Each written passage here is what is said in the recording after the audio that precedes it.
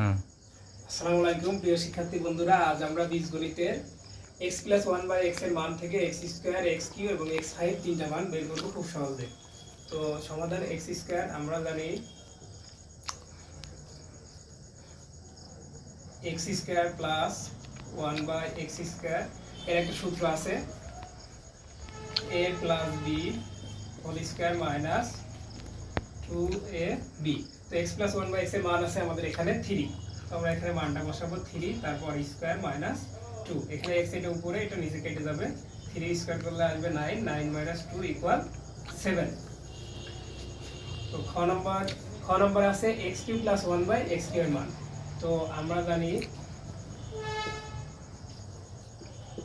x³ + 1/x³ a³ + b³ সূত্রটা এখানে প্রয়োগ করতে হবে। a + b whole cube minus 3ab into a plus b।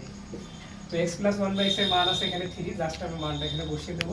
3 তারপর 3 x কেটে যাবে, এখানে 3 x + 1/x এর মান 3, 3 কিউব করলে আসবে 27, 3 × 3 = 9, 27 থেকে 9 বাদ দিলে 18।